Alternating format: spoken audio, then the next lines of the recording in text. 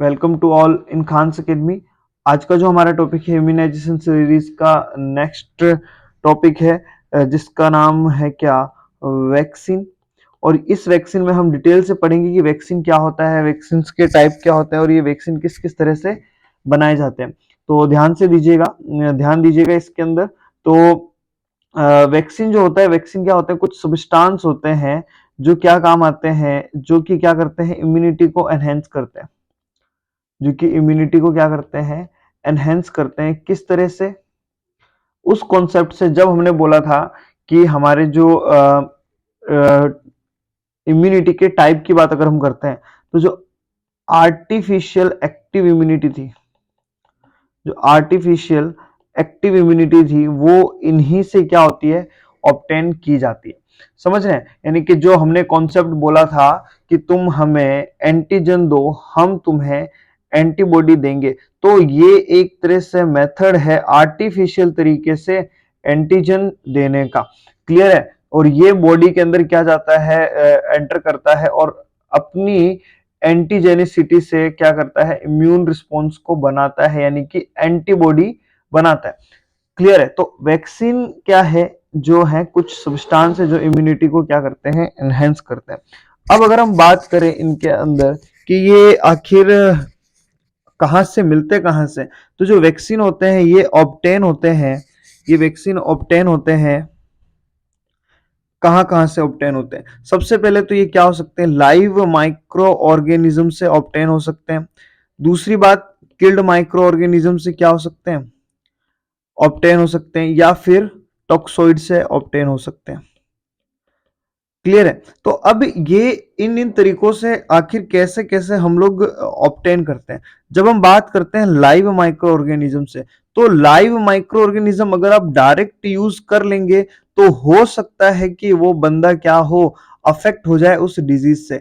तो हम क्या करते हैं, इस लाइव माइक्रो ऑर्गेनिज्म की जो पैथोजेनिसिटी होती है, जो इसकी पैथोजेनिसिटी होती है, इसको क्या करते हैं हम लोग, डिक्रीज करते हैं। और जो इसकी इम्यूनोजेनिसिटी होती है, इम्यूनोजेनिसिटी बोले या फिर हम बोल सकते हैं क्या, एंटीजेनिसिटी या एंटीजेनिसिटी, इसको हम वैसा का वैसा रहने देते हैं। जस्ट हम डिक्रीज क्या करते हैं, पैथोजेनिसिटी को, एंटीजेनिसिटी या फिर इम्यूनोजेनिसिटी को डिक्रीज नहीं करते हैं।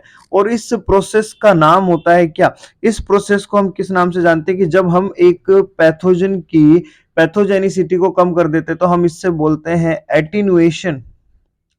हम इसे क्या बोलते हैं, एटीन्यूएशन बोलते हैं। और ये एटीन्यूएशन आखिर होता कैसे है, ये बड़ी इंटरेस्टिंग बात है। तो एटीन्यूएशन क्या किया जाता है, उस पैथोजन को बार बार अलग अलग कल्चर के अंदर सिक्वेंसली क्या किया जाता है, गुजारा जाता है, अलग अलग कल्चर से होते हुए जब गुजारा जाता है, तो इस तरह करते करते करते क्या होती है, उसकी पैथोजेनिसिटी क्या हो जाती है, डिक्रीज हो जाती है। और इस प्रोसेस को हम लोग क्या बोलते हैं, एटीन्यूएशन बोलते हैं। तभी तो हर लाइव वैक्सीन को हम लोग क्या बोलते हैं, लाइव एटीन्यूएटेड वैक्सीन बोलते हैं।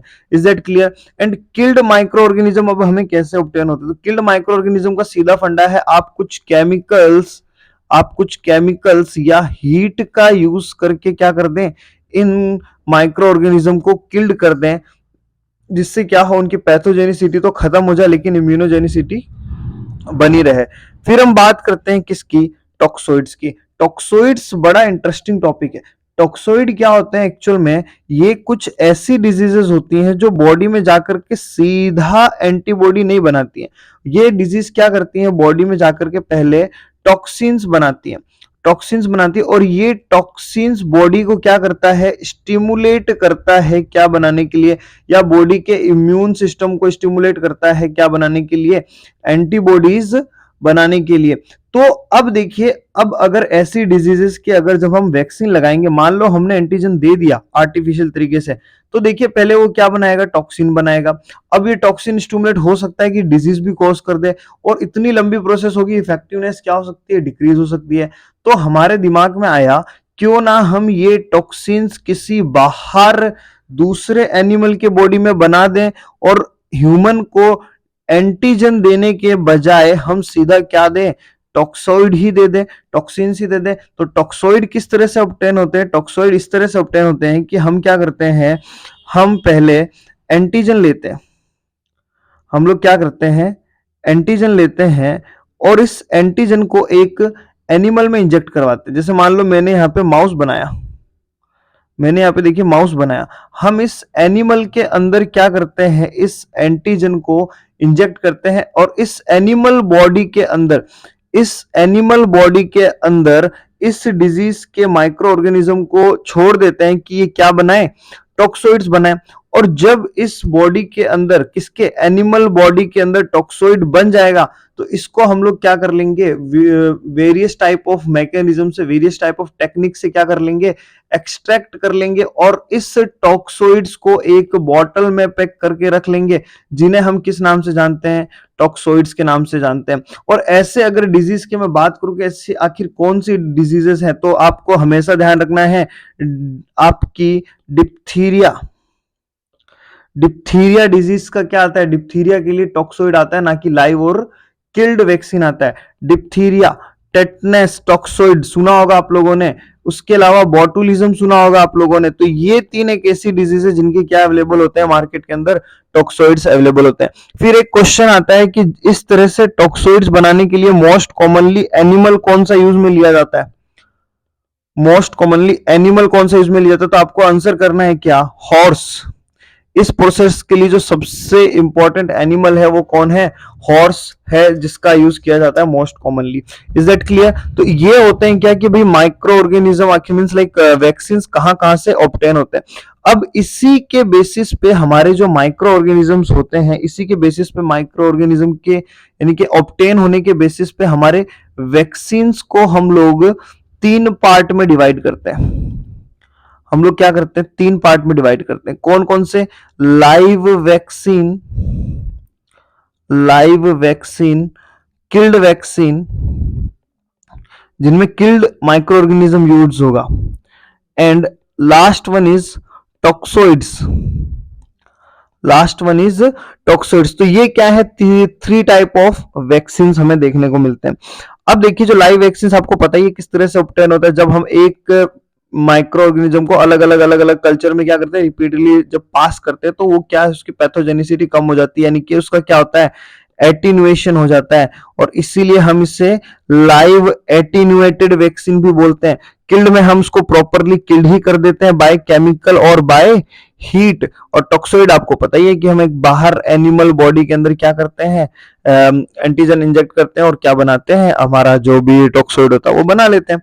अब देखिए क्वेश्चन आने की जो जगह है वो आता है कि what is the difference between live vaccine and killed vaccine. तो इसके बारे में जब हम डिस्कस करेंगे कि लाइव वैक्सीन क्या होता है और किल्ड वैक्सीन क्या होता है, तो देखिए बड़ा ही इंटरेस्टिंग सा है, बड़ा सा आप बोल सकते हैं फैक्ट है, या आप बोल सकते हैं कि आप जब कभी भी थियोरेटिकली पढ़ते हैं कि what is the difference between live vaccine and killed vaccine, तो आप ये करेक्टर बोल सकते हैं। लेकिन जब आप इन्हें प्रैक्टिकल लाइफ पे अप्लाई करना चाहेंगे, यानी कि वास्तविकता से इनका कोई संबंध आपको दूर दूर तक नहीं देखने को मिलेगा, क्योंकि जो लाइव वैक्सीन के और किल वैक्सीन के करेक्टर्स हैं वो प्रैक्टिकली फॉलो नहीं हो पाते प्रॉपरली। हाँ, कुछ हद तक फॉलो होते हैं लेकिन प्रॉपरली फॉलो नहीं होते, तो उसी चीज को अलग रखेंगे। लेकिन हाँ, लाइव और किल वैक्सीन के हम जो मैटर है उसको यहाँ पे अलग रखेंगे।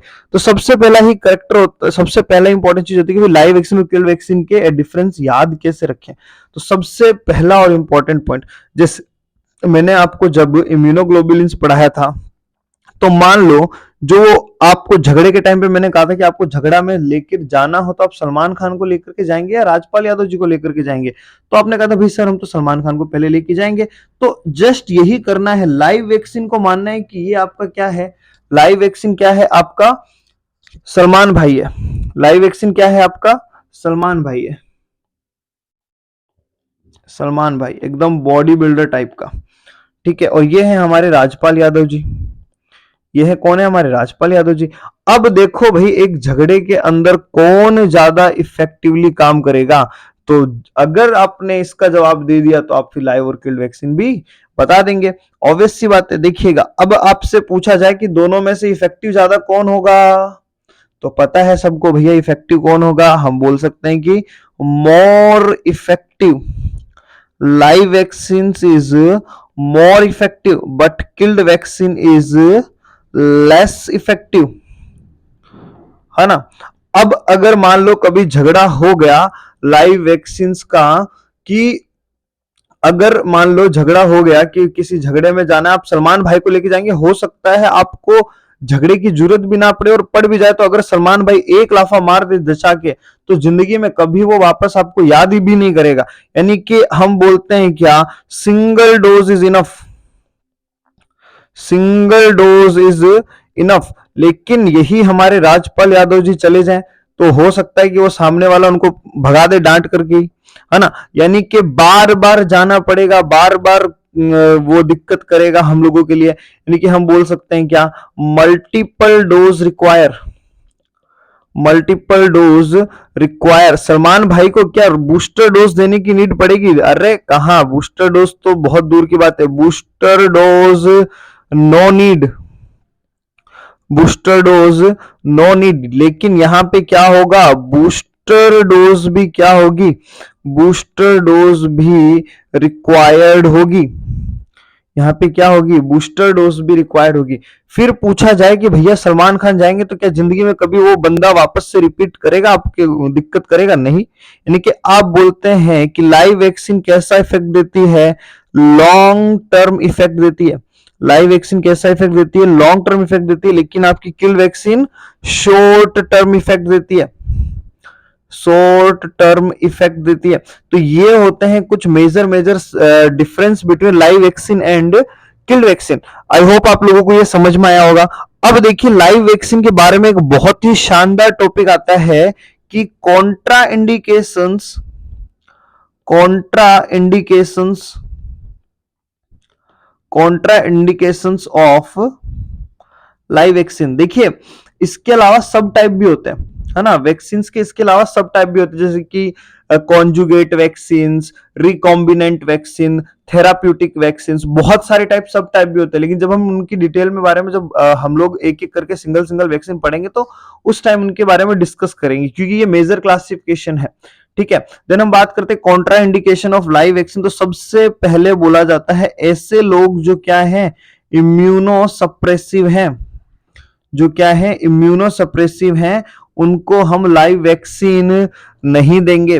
फॉर एग्जाम्पल इम्यूनो सप्रेसिव बोले तो एचआईवी पेशेंट, एचआईवी पेशेंट को हम नहीं देंगे। उसके अलावा कीमोथेरेपी, अगर किसी बंदे की कीमोथेरेपी चल रही है, या कोई बंदा है जिसका क्या हुआ है, ऑर्गन ट्रांसप्लांट हुआ है, उसका क्या हुआ है, ऑर्गन ट्रांसप्लांट हुआ है, तो उस केस में हम लोग कभी भी क्या नहीं देंगे, लाइव वैक्सीन एडमिशन नहीं करेंगे। लेकिन एक क्वेश्चन आता है एचआईवी का, क्वेश्चन आता है कि एक मदर है जो क्या है, एचआईवी पॉजिटिव है, वो मदर क्या है, एचआईवी पॉजिटिव है, और उसका न्यू बॉर्न जो बेबी है, जस्ट न्यू बॉर्न बेबी हुआ है, तो क्या आप उस न्यू बॉर्न बेबी को बीसीजी लगाओगे कि नहीं लगाओगे? ये है क्वेश्चन, क्या आप बीसीजी लगाओगे कि नहीं लगाओगे? तो आपको आंसर देना है यस। आप ऐसे बच्चे को, चाहे वो बच्चा पॉजिटिव हो नेगेटिव हो, अगर एचआईवी पॉजिटिव, एचआईवी पॉजिटिव मां है, तो बच्चा चाहे पॉजिटिव हो चाहे नेगेटिव हो, आपको बीसीजी वैक्सीन देना है। यस। अब ऐसा क्यों, आप पूछेंगे सर ऐसा क्यों, बीसीजी तो लाइव वैक्सीन है। तो ऐसा इसलिए है क्योंकि देखो आप सभी लोगों को पता है हमारे इंडिया के अंदर टीबी का, या फिर आप बोल सकते हैं कि एचआईवी में सबसे ज्यादा जो इन्फेक्शन देखने को मिलता है वो कौन सा होता है, टीबी देखने को मिलता है। अगर इस बात का सबूत लेना हो तो कभी भी हॉस्पिटल में चले जाना टीबी की जांच करवाने। जब डॉक्टर मोन्टॉक्स टेस्ट लिखेगा ना, तो साथ में एलाइजा जरूर लिखेगा। एलाइजा किस लिए, उसको शक होगा कहीं एचआईवी तो नहीं है। जब आपको पता है बच्चा अगर एचआईवी पॉजिटिव हुआ तो आगे चल के होना तो टीबी ही है, तो क्या पता हम उसको बीसीजी से क्या कर दें, प्रिवेंट कर दें। तो इसलिए आप बोलेंगे कि यस, बिल्कुल यस, आपको क्या देना है, बीसीजी वैक्सीन उस बच्चे को देना है। जनरली ऐसा बोला जाता है कि आप लगभग लगभग हर लाइव वैक्सीन दे दो अगर ऐसा कुछ केस है। लेकिन हाँ, क्वेश्चन आता है तो स्पेसिफिकली ध्यान रखिएगा, बीसीजी तो देंगे देंगे, बाकी चीजें बाद की बात है, वो डिपेंड करता है आपकी सिचुएशन पे, बट हाँ बीसीजी तो देना ही देना है। फिर दूसरा क्वेश्चन आता है कि इम्यूनो सप्रेसिव के बाद में हम बोलते हैं कि आपके जो लाइव वैक्सीन होते हैं वो कॉन्ट्रा इंडिकेटेड होते हैं किसके अंदर, प्रेगनेंसी के अंदर। किसके अंदर, प्रेगनेंसी के अंदर लाइव वैक्सीन क्या होते हैं, कॉन्ट्रा इंडिकेटेड होता है। लेकिन इसका भी एक क्वेश्चन बनता है कि क्या येलो फीवर का वैक्सीन प्रेगनेंसी में दे सकते हैं? तो यस, आप बोलेंगे कि यस, प्रेगनेंसी में हम कौन सा ऐसा एक लाइव वैक्सीन है जो देते हैं, वो है हमारा क्या, येलो फीवर। आई होप आपको ये चीजें समझ में आई होंगी कि आप जब ऐसा पेशेंट जिसका इम्यूनो सप्रेसिव है उसको आप क्या नहीं देंगे, उसको आप इस तरह की चीजें नहीं देंगे। बट हाँ, कुछ पर्टिकुलर सिचुएशन है, एचआईवी पॉजिटिव माँ का बच्चा है तो चाहे वो पॉजिटिव हो चाहे ना हो फिर भी बीसीजी देना है, और वुमेन अगर प्रेग्नेंट है तो भी आपको येलो फीवर का वैक्सीन देना ही देना है। Is that clear? चलिए नेक्स्ट बात करते हैं। अब देखिए वेरी वेरी इंपॉर्टेंट, जो चीजें हमें याद नहीं होती है, हम देख रहे हैं क्या, एग्जाम्पल्स। हम देख रहे हैं क्या, एग्जाम्पल्स ऑफ लाइव वैक्सीन। तो इसकी ट्रिक आप सभी लोगों को पता ही होगी, लाइव वैक्सीन की एग्जाम्पल्स की ट्रिक आप सभी लोगों को पता ही होगी, बट स्टिल हम देख लेते हैं, जब क्योंकि हम जब सिलेबस कर ही रहे हैं तो सब कुछ ही देखेंगे, है ना। तो आप ट्रिक याद रखिएगा, boy loves crime type, boys love crime type. तो यहां पे देखिएगा, बी से BCG, OPV oral polio vaccine, Y से yellow fever, yellow fever, loves से लाइव वैक्सीन, सी से cholera chicken pox, cholera chicken pox, R से रोटा रुबेला, रोटा एंड रुबेला, आई से इन्फ्लुएंजा, आई से इन्फ्लुएंजा, एम से मीजल्स, ई से endemic typhus, endemic typhus, and type से याद रखिएगा टाइफॉइड, टाइप से याद रखिएगा टाइफॉइड। अब देखो कुछ इंपॉर्टेंट क्वेश्चन बताने हैं मुझे आपको, इससे रिलेटेड देखिए, लिख लीजिए फटाफट इसको, इससे रिलेटेड कुछ क्वेश्चन बताने हैं आपको। क्वेश्चन आता है 2018-19 के टाइम का, बड़ा ही फेमस क्वेश्चन है, इन्फ्लुएंजा वैक्सीन का रूट बताइए। अपने मन में कमेंट कर दीजिए। देखिए इन्फ्लुएंजा जो वैक्सीन होता है दो टाइप का होता है, दो टाइप का, लाइव भी है और किल्ड भी है, लाइव भी है और किल्ड भी है। लेकिन देखो फर्स्ट प्रायोरिटी किससे रखनी है, जब आपको बोला ना जाए लाइव या किल्ड किसका रूट बोला है, तो आपको तब तक लाइव ही समझना है, क्योंकि हमने लाइव में लिखा है तो लाइव ही कंसीडर करना है प्राइमरी तौर पे, ठीक है। तो आप ध्यान दीजिएगा कि जब ऐसा पूछ लिया जाए आपसे कि भैया रूट क्या होगा, जब तक मेंशन नहीं किया है या मेंशन कर दिया है कि लाइव है, तो आप बोलना है क्या, इन्फ्लुएंजा का जो रूट होता है वो होता है क्या, इंट्रानाजल। क्या होता है, इंट्रानाजल। और ये बड़ा इंपॉर्टेंट क्वेश्चन है कि कोई वैक्सीन किस रूट से दिया जा रहा है, इंट्रानाजल रूट से दिया जा रहा है, वेरी वेरी इंपॉर्टेंट। और हाँ, अगर किल्ड पूछ ले तो सिंपल सा है, किल्ड इन्फ्लुएंजा पूछे तो आपको बोलना है क्या, आई एम रूट से दिया जाता है। क्लियर है।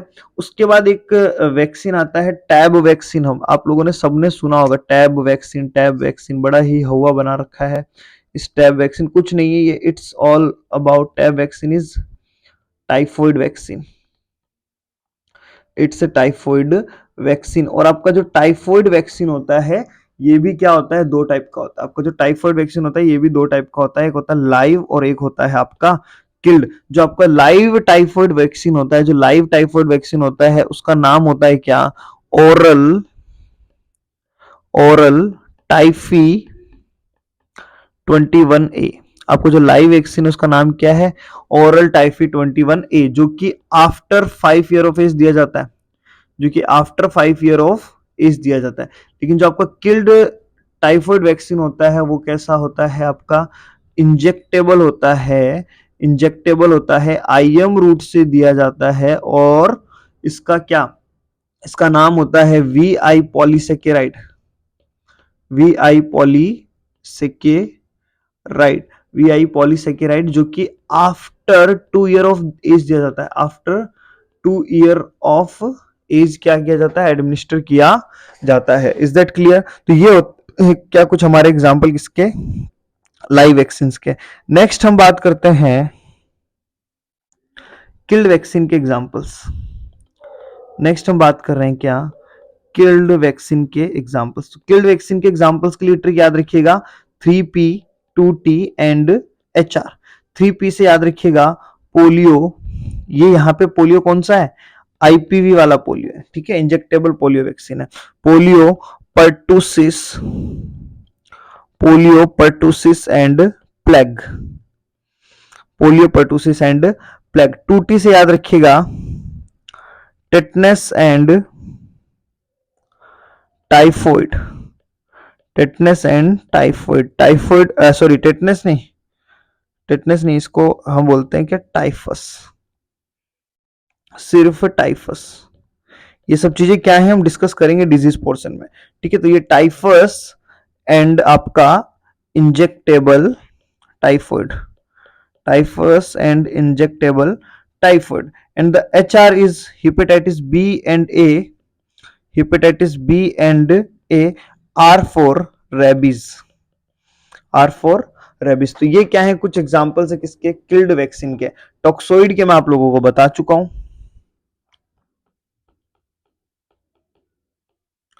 टॉक्सोइड्स के आपको मैं एग्जांपल बता चुका हूं। कौन से? डिप्थीरिया, पर्टुसिस, सॉरी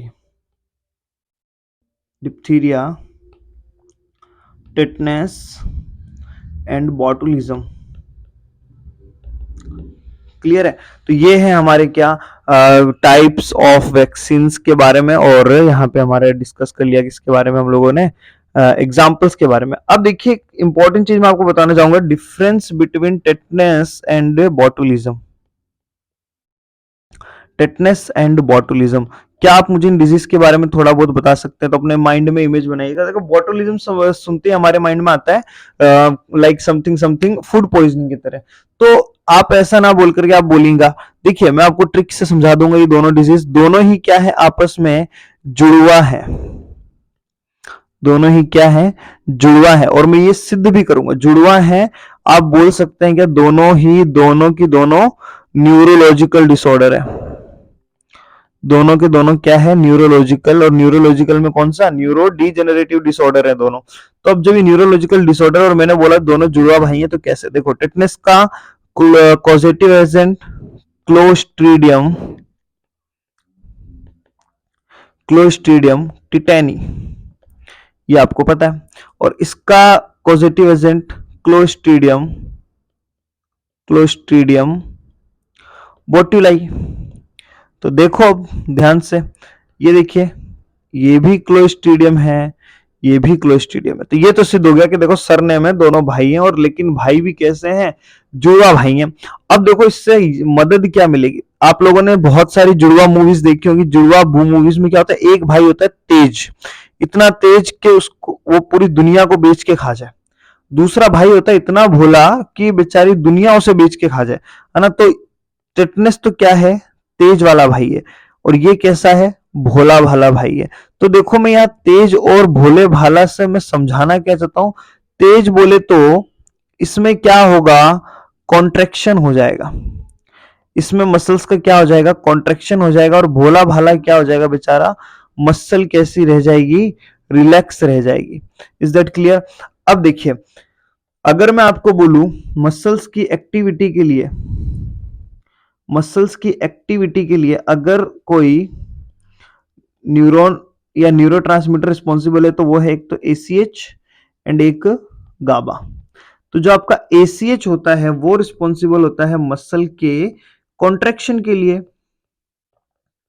वो रिस्पॉन्सिबल होता है किसके लिए? मसल के कॉन्ट्रैक्शन के लिए। और गाबा रिस्पॉन्सिबल होता है मसल के रिलैक्सेशन के लिए, ठीक है। अब देखो हमने बोला यहां क्लोस्ट्रीडियम टिटेनी में तो क्या होता है? कॉन्ट्रैक्शन हो जाता है मसल का, है ना। कॉन्ट्रैक्शन हो जाता है मतलब कॉन्ट्रैक्शन वाला न्यूरोट्रांसमीटर एकदम परफेक्ट है। न्यूरोट्रांसमीटर कमी किसकी आई? उस न्यूरोट्रांसमीटर की जो मसल को रिलैक्स करवाता है, यानी कि मसल कॉन्ट्रैक्ट रह गई, रिलैक्स नहीं हो पाई। समझ रहे हो? मसल क्या रह गई? कॉन्ट्रैक्ट की कॉन्ट्रैक्ट ही रह गई। कॉन्ट्रैक्शन का काम तो परफेक्टली हो रहा है, लेकिन उस मसल को कॉन्ट्रैक्ट करके रिलैक्स नहीं कर पाए। जैसे मान लो ये मेरी मसल्स क्या थी? रिलैक्स थी। मैंने कोई एक्टिविटी की, इस मसल को मैंने कॉन्ट्रैक्ट किया, अब मेरी मसल कॉन्ट्रैक्ट रह गई, यानी कि मेरा एसीएच ने तो काम किया, है ना? ये देखिए, मेरे एसीएच ने तो काम किया, लेकिन इसको रिलैक्स करने वाला न्यूरोट्रांसमीटर यानी कि गाबा ने काम नहीं किया। गाबा अगर काम करता तो मेरी उंगली प्रॉपर काम कर रही होती, है ना? तो अब टेटनेस में क्या होता है? हमने बोला कि भैया कॉन्ट्रैक्शन हो जाता है, रिलैक्सेशन नहीं हो पाता, यानी कि हम बोलेंगे क्लोस्ट्रिडियम टिटेनी करवाता क्या है? हम बोलते हैं destruction of GABA, destruction of GABAergic neuron, GABAergic neuron. इससे क्या होता है? कॉन्ट्रैक्शन का कॉन्ट्रैक्शन, मसल कॉन्ट्रैक्ट का कॉन्ट्रैक्ट ही रह जाता है। और जब मसल कॉन्ट्रैक्ट रह जाता है तो मसल की टोन क्या हो जाती है? बढ़ जाती है। टेंसिटी क्या बढ़ जाती है? मसल की बढ़ जाती है। और जब टोन बढ़ जाती है तो ऐसी सिचुएशन को हम बोलते हैं क्या? स्पास्टिक। कि यहाँ पे मसल का क्या हो गया है? स्पाज्म हो गया है, मसल क्या हो गई है? स्पास्टिक हो गया है। स्पाज्म हो गया है मसल का, मसल स्पास्टिक हो गई है, और मसल की एक्टिविटी एक जगह पे रुक गई है, यानी कि पैरालाइसिस हो गया है। क्या हो गया है? पैरालाइसिस हो गया है। तो फिर आपसे पूछेगा कि भैया कौन सा पैरालाइसिस हो गया है? तो आप आंसर करेंगे क्या? स्पास्टिक पैरालाइसिस, यानी कि जिसमें मसल क्या रह गई? कॉन्ट्रैक्ट की कॉन्ट्रैक्ट रह गई। आप बोल सकते हैं क्या? स्पास्टिक पैरालाइसिस कहाँ देखने को मिलता है आप लोगों को? टेटनेस में देखने को मिलता है। कौन से न्यूरॉन का डिस्ट्रक्शन होता है? ये बहुत इंपॉर्टेंट चीज है। हम टेटनेस देखते हैं, हमारा दिमाग जाता है एसीएच पे। एसीएच को कुछ नहीं होता टेटनेस में। टेटनेस में एसीएच परफेक्टली काम करता है। तो काम करना बंद कौन करता है? गाबा काम करता है। क्लियर है?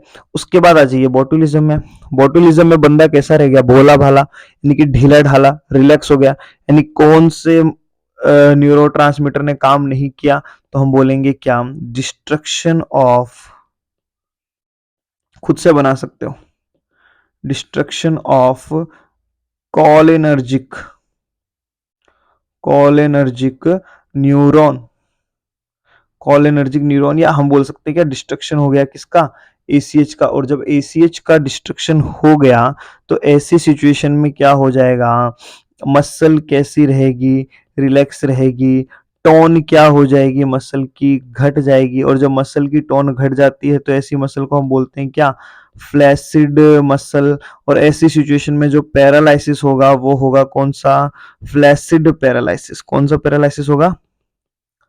फ्लैसिड पैरालाइसिस होगा, फ्लैसिड पैरालाइसिस होगा। और जब बॉटुलिज्म की वजह से फ्लैसिड पैरालाइसिस देखने को मिले तो ऐसी सिचुएशन को हम लोग बोलते हैं क्या? Floppy baby syndrome. हम उसे क्या बोलते हैं? Floppy baby syndrome. क्लियर है? Very important. पूछ सकते हैं फ्लॉपी बेबी सिंड्रोम क्या है, तो ध्यान दीजिएगा।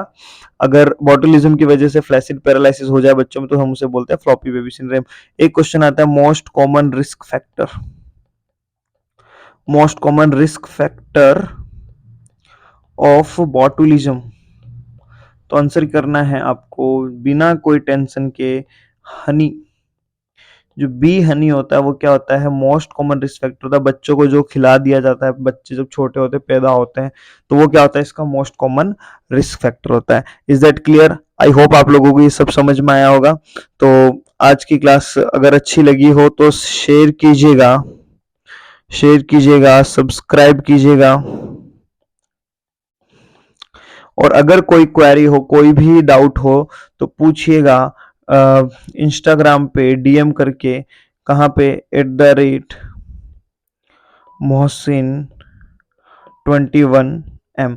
एंड डेली क्विज एंड कोई भी डिटेल लेने के लिए आप लोगों को मैं लिंक के अंदर व्हाट्सएप ग्रुप का मैं लिंक भी दे दूंगा आपको, उसमें आप लोग ज्वाइन कर सकते हैं। ज्वाइन कर सकते हैं। वहाँ पे क्विज भी होता है, डिटेल भी मिलता रहेगा, सब कुछ आपको बाकी बहुत सारी चीज़ों का।